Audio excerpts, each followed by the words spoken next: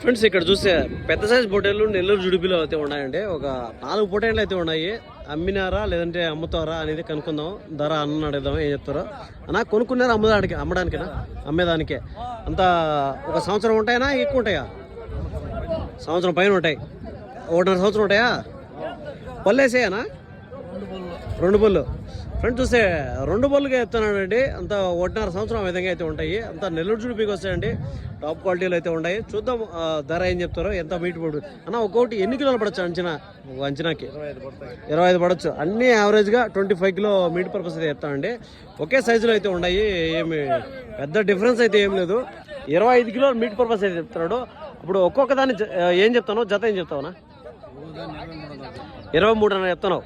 Friends చూస్తే 23,500 అయితే చెప్తానండి. ఒక్కొక్క దాన్ని చెప్పడం వ్యాపారం అనేది ఉంటుంది అనమాట.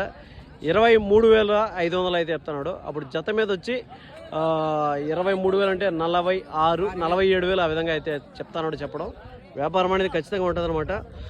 సో ఎట్లుందన్న మార్కెట్ ఈ వారము? కొంచెం డౌనే.